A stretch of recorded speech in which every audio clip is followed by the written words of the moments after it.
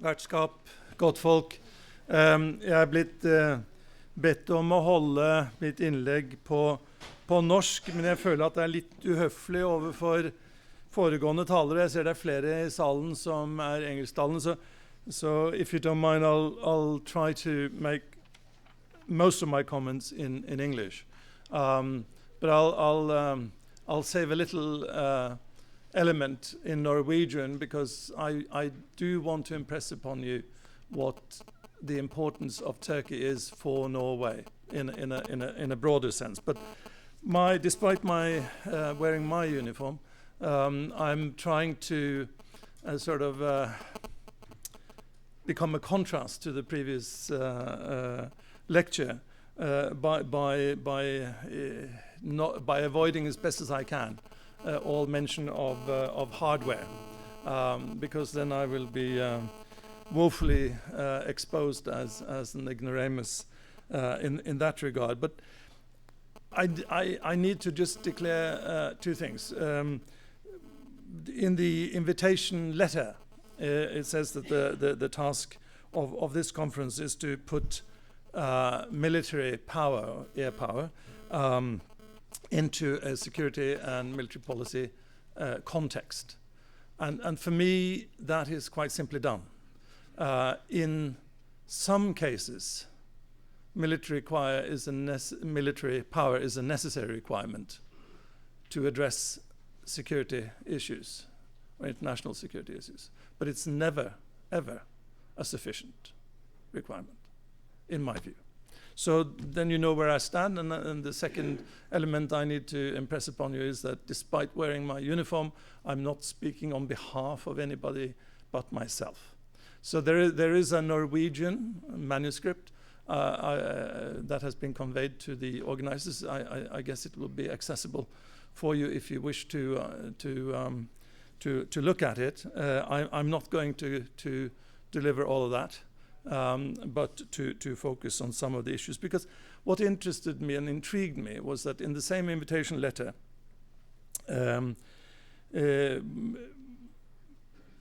the question is raised: what is the NATO's ability and motivation to handle any limited conflict in the randzone?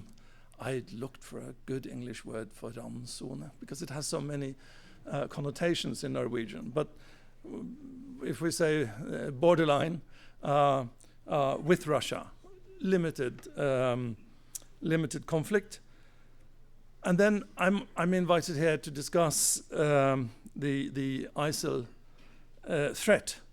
By the way, ISIL, it was mentioned yesterday, the Arabic version of that is Daesh, which it was said yesterday that ISIL doesn't like to be addressed as. I find the Turkish term much better, at least from a Norwegian point of view. It's IŞİD. That's... So as a son of a Latvian, maybe it's up to me to just ask this slightly rhetorical question about our ability to handle issues that border Europe. And if there ever was a case where Russia and NATO should see it in their common interest to address what I would call a common threat, then it is precisely IŞİD or ISIL. Unfortunately, that question is entirely rhetorical, as we just heard. But unfortunately also, the analysis within NATO isn't exactly coherent. Russia is in Syria, and here I agree fully with the previous speaker who had the official explanation on the board, but gave the I think the proper one. They are not there to fight ISIL. They are there to support their base, hopefully strengthen it in the longer term, At the moment, that means to support the Assad regime, but that could change, of course, easily if the strategic interest changes. Unfortunately, what we just learned, that their experience and their ability to deliver has increased, is true. I believe yesterday 200 people lost their lives. The bombing of Aleppo now is at such a level that the negotiations in Geneva are not off the ground, because the opposition is unable to sit down unless there is some lightening of the pressure on the civilian population. Turkey is engaged in Syria to get rid of Assad. Not because they have anything particular against him, but against what he represents, and the inheritance, after all, he had from his father, who enabled the PKK to launch their violent campaign against the Turkish government from Syria. This is history, but it's also current reality, as we also heard yesterday. The US is in Syria to fight ISIL, but first and foremost to fight the Al-Qaeda. Now, who are they? That's the big question. And ISIL, if it's at the even more extreme end of a militant Islamism than Al-Qaeda, then it is worth fighting, and that is what is happening. But it's happening without any consideration, in my view, for the local consequences in Syria. It's a global issue for the US, and it's handled as a global issue. Norway is in Iraq. We are not in Syria, of course, but in Iraq, because we've been asked to. We've been asked to by the Iraqi government, but we've also, and more importantly, been asked to be there by the US-led coalition, which is not NATO. For me, it's always been a problematic issue. How does NATO as an alliance relate to the efforts of the coalition? And you might be able to explain it to me. I have not been able to understand it well.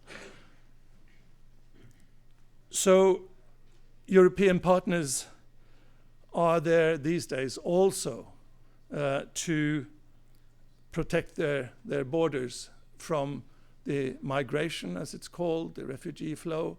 Of course, the efforts, the military efforts, increase the need for civilian population to flee. But of course, the hope is that somehow there will be a solution to the conflict, and the need from migrants or refugees to migrate to Europe will be reduced. So who is there on behalf of those 300,000, or the families of the 300,000 who have lost their lives so far?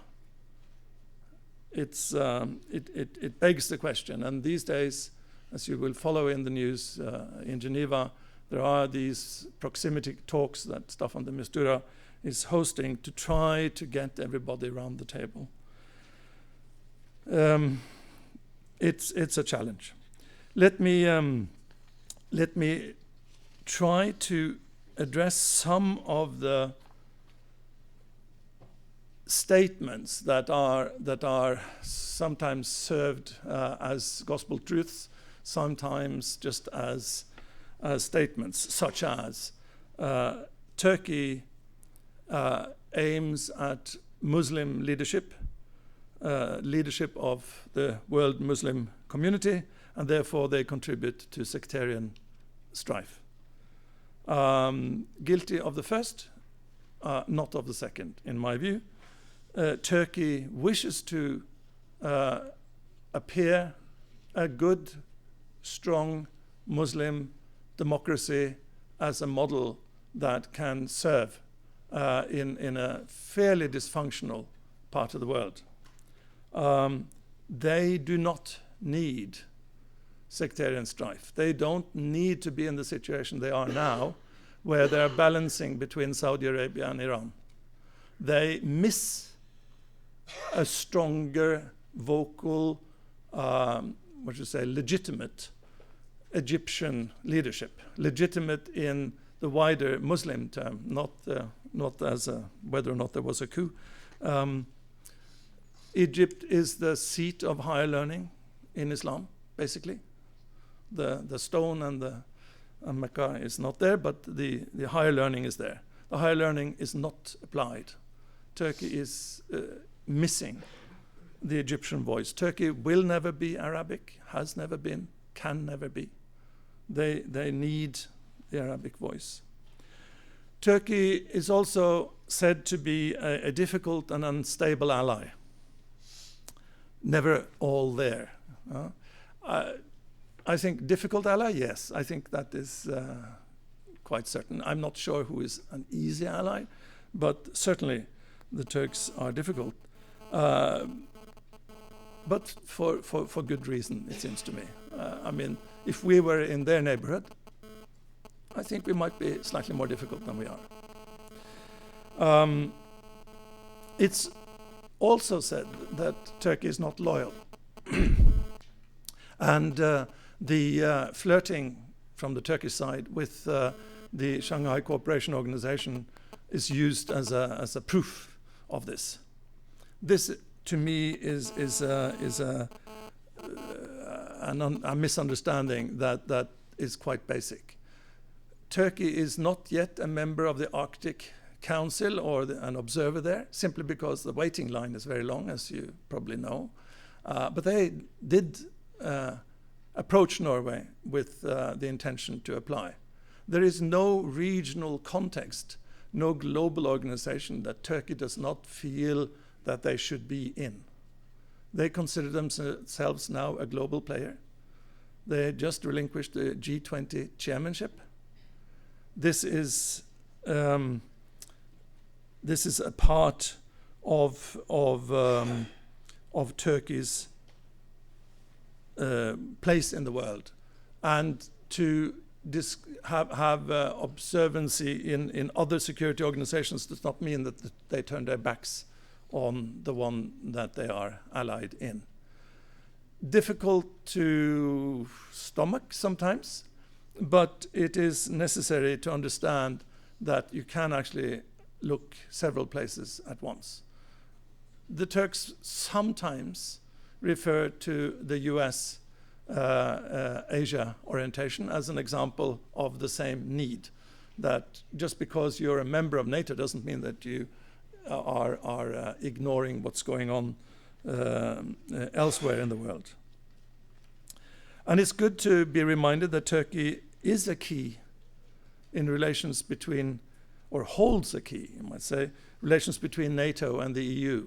Hasn't been mentioned here, but several times there has been reference to the need for a better discourse between NATO and the EU in terms of developing security policy. Cyprus is the spanner in the works.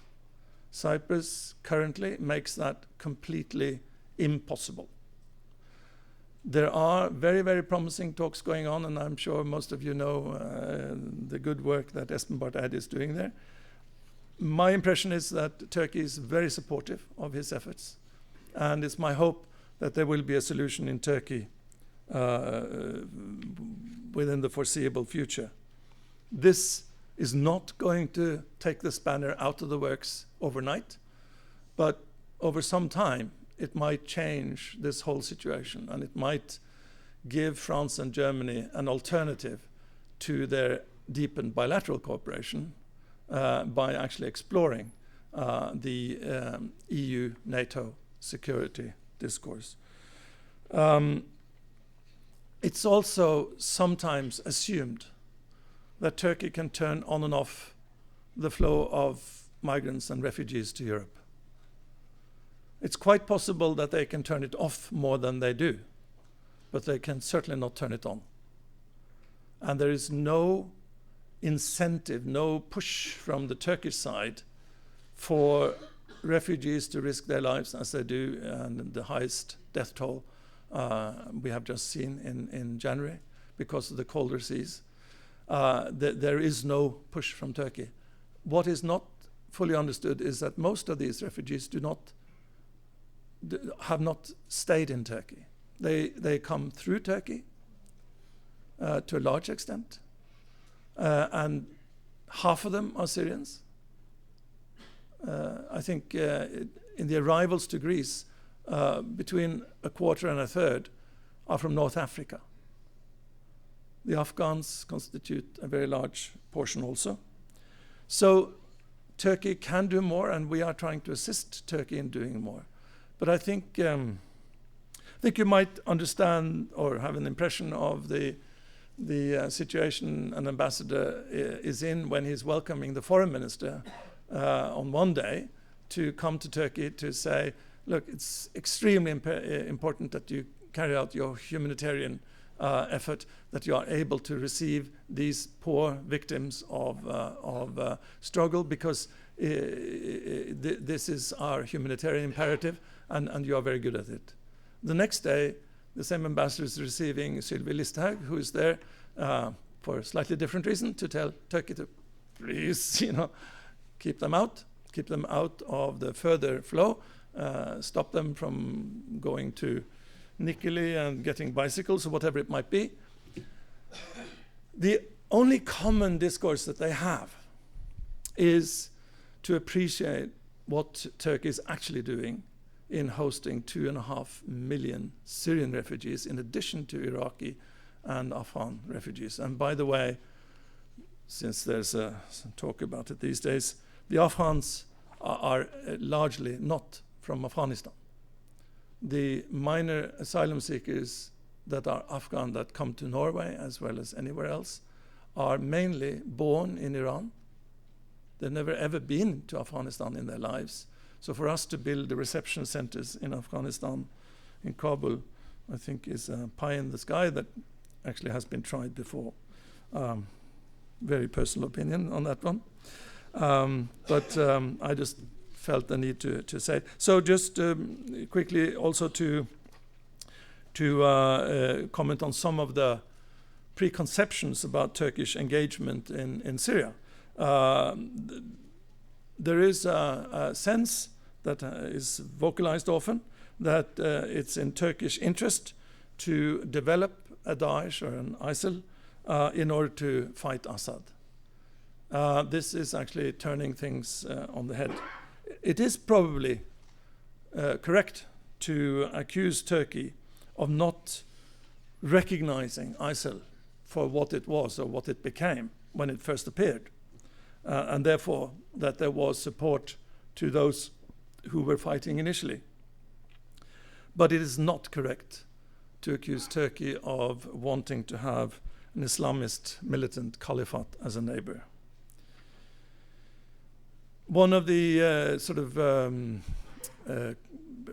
associated statements with this is that Turkey is supporting ISIL in order to keep the Kurds in check.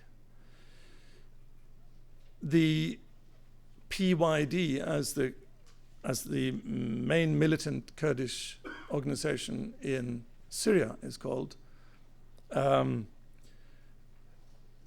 has never taken a stand towards Assad. You may have noticed that there has been a discussion as to whether or not the PYD should be invited to the proximity talks and to the negotiations in Geneva. Question is, where would they sit?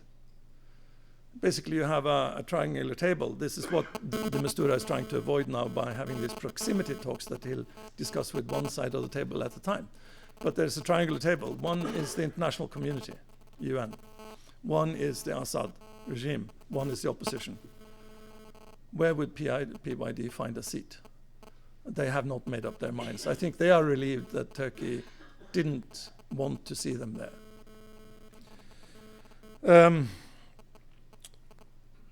I also get the accusation that Turkey wants to control and direct the Syrian opposition. I think this is probably true to some extent, But there's one element here that I need to remind you, which hasn't really been said. When we are looking at the different parties on the ground, the ISIL, the Al-Nusra, the Arar al-Shams, whatever they're called, they consist of people. In the case of ISIL, they consist of leaders who are, on the whole, not Syrian, and a lot of local supporters, and local hostages, if you will. The idea that these are organizations with a sort of membership where you commit like a Norwegian political party membership. Once you're part of, once you're a Christian People's Party, you're always a Christian People's Party. As I've tried to convince Kjell Magne that wasn't really. I used to work for him, so that's why I feel strongly about that party's claim. But this is not Syria. A farmer who sees it in his interest and his family's interest to be supportive of ISIL one day might the next day see it in his interest to be supportive of the FSA, the Free Syrian Army. These are completely volatile dimensions, as the US discovered when they tried to train and equip local militias. Who knows who they train and equip, or would if that had gone on? It was a disaster from day one, and if we had had more time and in a different setting, I would have loved to discuss with you what the experiences from Afghanistan are in that regard. The last accusation I would like to just mention is that Turkey is sort of misusing the Turkmen population in northwestern Syria as a sort of an excuse to partly, and it was an excuse for the shooting down of the Russian plane. This is not new. It's the Turkish, we should say, sense of being the father or mother nation to all the Turkic-speaking peoples of the world is a very strong sentiment. The French with the Francophone movement is just a bleak shadow of the Turkish feeling of ownership. So this has been there for a very long time. Azerbaijanis and others hate it. They don't want to see themselves in that light. But I think the Turkmens in northwestern Syria don't mind these days. So then to also mention some of the elements that are there in terms of the Turkish relationship to Iraq and the Kurds. It's being said that the Kurds are the West's best allies to fight ISIL. That statement comes with a lot of caveats, and I think we here, very far from the mountains of Iraq, where the leadership of PKK is directing their operations, find it rather simplistic. That there is a Kurdish identity is not contested, but that this identity is uniform is. The PKK is a secular movement. The government in the northern Iraq is a religious founded government. The KRG is a secular establishment, but the KDP is a traditionalist, believers, tribal almost movement. These are not identical, and my worry is that what used to be very, very intense and fierce internal fights within the Kurdish community might reappear the more weapons that are fueled into them. security zone, no-fly zone. These are suggestions that Turkey has advocated as a part of a solution in Syria. The Turks will continue to advocate them, but I think the possibilities are, of course, not there. Quite simply, you cannot have a secure zone as a forward base for boots on the ground to topple a government, and at the same time as a safe zone for refugees. Doesn't work. And fly zone, I think, went out the window when the Su-24M, I think, was shot down. This was an event that Turkey did not need, to be very honest. So my conclusion is basically to tell you that ISIL is both a direct and an indirect threat for Turkey. The possibility of exploding the Turkish cohesion with regard to religion is there.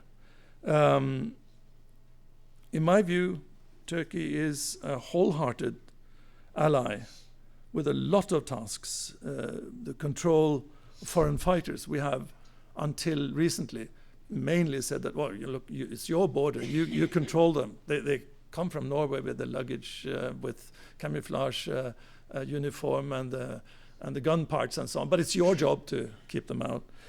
We have improved on this stance. The refugees and the migration, the financing of Daesh, and the oil debate. It's yesterday's debate, not today's debate. The handling of the Kurdish issue and so on. All of these, in addition to the military, are incredibly tough. I must admit, I think they're doing a fair job with this, including the fact that they can not contribute directly militarily, especially after the shooting down of the Russian fighter. Therefore, their decision to lend their airbase to the common cause is a symbolic gesture, but it's also an important one, and a historical one, because Turkish bases have not been used for that purpose in the history of the Republic of Turkey. So, just a final word, if I may, to remind you, in terms of Russia, we were treated yesterday to the Kaiser analysis, and I'd like to attribute to another Kaiser, I forget who it was, but it's at least 150 years ago in Germany, who said that thank God for the Russian people's ability to suffer.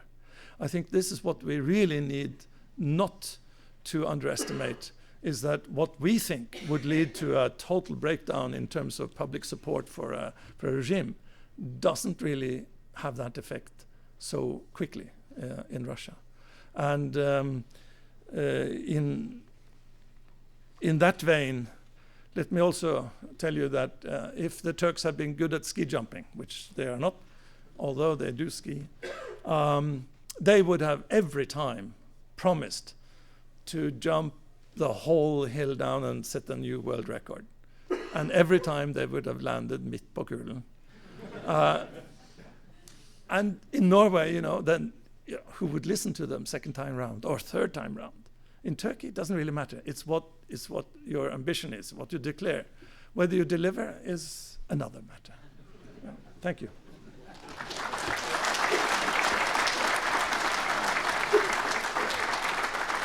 På vegne av Luftmaktseminar